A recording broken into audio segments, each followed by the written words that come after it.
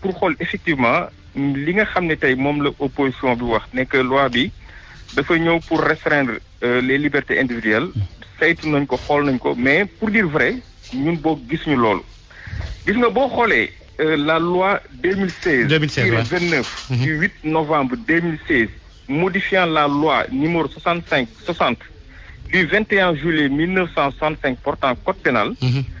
loi boobu tey article 279-1 bi nga xam ne tey moom mooy def objet polémique bi en 2016 on l'avait voté boo xoolee loi boobu Georges y a 16 tirés amul lenn loo xam ne tey daf ko soppeeku donc li ñuy wax nii tey ne loi bi ñu bëgg a voté nii li ñu bëgg a voté nii article 279 nouveau bi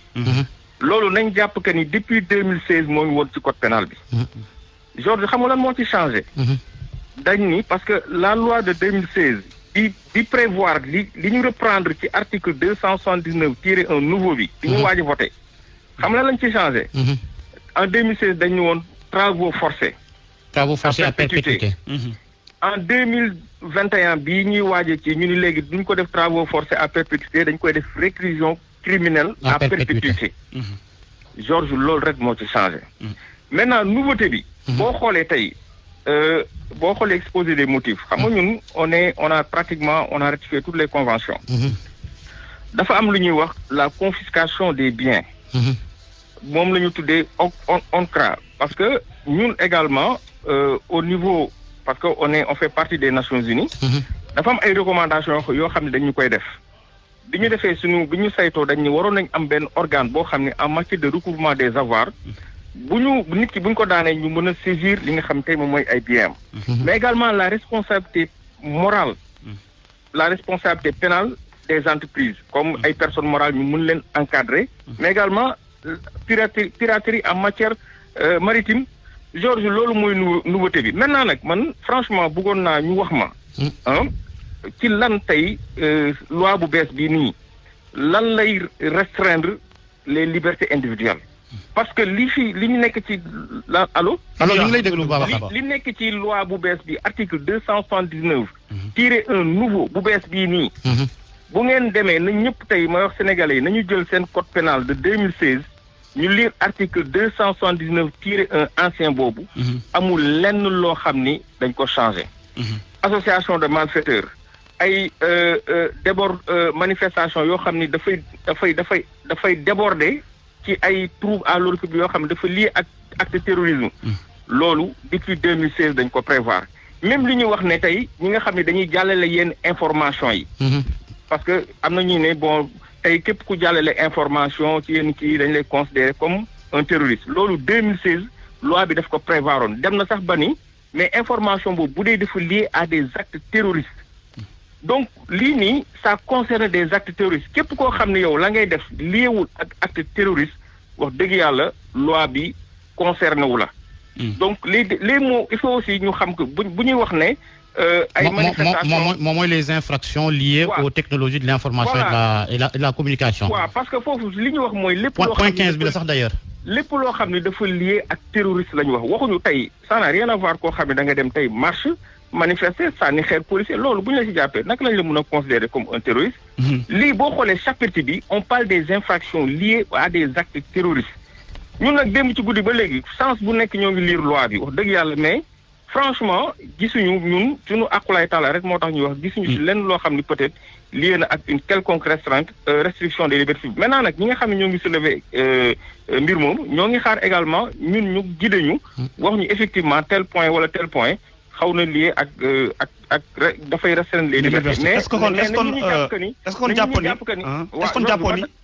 jàpp ni kon li kii Abdou Mbow wax ni ki démb ne moom dafa gis na daal ñi di opposition bi dañu daal di manipuler rek askan wi parce que lii yëpp daanaka xamoon nañ ko peut-être xëy na aussi dañu xamul parce que xam nga aussi wax dëgg yàlla déjà mais ñii naka lañ def ñoom fan lañ nekkoon bi ñuy voté lii en 2016 mais il faudrait que jël leen seen code pénal rek ngeen xool la loi de loi de 2016 bi modifié code pénal bi. chapitre premier bi kay mu ngi nii sama kanam. mais Georges liñ ci wax nii on a tout repris. lan moo ci changé mooy que kooku dootuñu ko tëj à travaux forcés à perpétuité mais réclusion criminelle à perpétuité. C'est les seuls concepts qui changent en réalité. Maintenant liñ ci dolliwaat mooy mbirum confiscation des biens ak responsabilité morale des personnes en fait des personnes morales ak piraterie ainsi de suite loolu mooy li nga xam moom lañ ci dugal. maintenant nag 2000 nañ jàpp que ni li may wax nii loi l'article 279-1 nouveau bu bees bi nii 2016 lañ ko voté woon. lan rek a ci soppi wax nañ ko sànq sax moo di ni ñu dénommé titre 2 bi. ndax dañ cee yokk de la piraterie maritime des actes de terrorisme et des actes assimilés alors que ci bu 2016 bi titre 2 bi mu ngi tudd woon juste des actes de terrorisme et des actes assimilés. Parce que on veut se conformer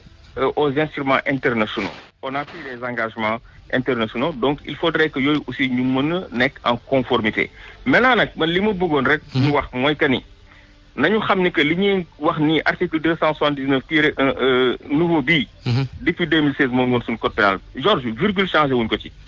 à part ñu corser la sanction te loolu ñi mu concerné mooy ñi nga xam ni dañuy def ay actes terroristes c'est des ñuy wax ñuy tuddee terroristes loolu ñoo ñu concerné. mais concerné wu Sénégalais bi nga xam ne wax dëgg yàlla da ngay dem pour manifester. sànni xeer ak policier ak yooyu ñu jàppale ne terroriste nga. question bu simple Babacar comme yow sax xam màcc na ci wàllum droit ne nga juriste nga code pénal bi lii ngi ci nit ñi bëgg koo assimiler ak li nga xamante ne moo di tere manifestation constitution bi consacré na itam le droit de manifester. mais Georges gis nga le droit de manifester. c'est une liberté fondamentale. C'est un droit qui est garanti par la Constitution. Lolu ken mënu ko xagn doomu adama. Lolu c'est la Constitution sénégalaise qui le prévoit ba paré moko garantir. Amul kenn ko xamné tay war nga mëna empêcher un Sénégalais mu manifester. C'est un droit fondamental. Motax dañ ko bañ ba dañ ko def sous le régime déclaratif. Da ngay ñëw rek def sa déclaration. Quelqu'un qui suit la procédure, ñu autoriser la nga def sa manifestation. Mais kooku nañ waxante dëgg loolu ça n'a rien à voir avec des actes terroristes. mais tamit est-ce que tamit li ñu wax par exemple sànq ne trouble à l'ordre public boobee buñ ko ci assimilé tamit sànq dégg nga teel bokkum ñàkkul mu wax loolu mais loolu moo woon ci mais loolu depuis 2016 dañ ko def ci loi bi nag man looloo ma jaaxal loolu depuis 2016 loolu on l'a voté depuis 2016 maanaam trouble boobu ne ñu bëri daal dañu ragal ne xëy na boo nekkee pare waa léegi sama problème xam nga la depuis loolu noonu ñuy wax trouble boobu depuis 2016 lañ ko voté ci loi bi on l'a voté depuis 2016 loolu du lu bees maintenant nag bon je sais pas député yi nga xam ni peut-être ñoom ñoo ngi woon assemblée nationale pourquoi ils ont pas fait cette def ay comment dirais-je ay amendement pour que 2016 li ñu jël ko fi mais li ma lay wax ni ça date depuis 2016 xam nga nag bon bu ñuy waxtaan dañuy waxante dëgg bu ñuy waxtaan également man de je parle en tout cas ci sama bonne foi laay waxee parce que bu doon lii lu bees la mun naa ne kon agent nañu xool lan moo ko wuddu lan moo ci nekk comme lu bees la mais loo xam ne depuis 2016 moo ngi fi woon donc man bu ñu indiwaatee débat bi nii en fait ça me pose problème maintenant nag nañu gëstu parce que droit aussi lu simple la ku am code pénal bi la loi de 2016-29 du 8 novembre 2016 na nga dem nga càmbar ko nga xool article 279-1 nga xool lan moo ci soppi amul benn soppite à part que les travaux forcés lañ prévoiroon à perpétuité bi ñu def réclusion criminelle à perpétuité. alors maanaam gën a safal. li nga xam ne moom mooy sanction bi. alors les définitions yeeg tout ça existait déjà. très bien alors Moussa Babacar Bal du forum de justice est-ce qu'aujourd'hui vous pouvez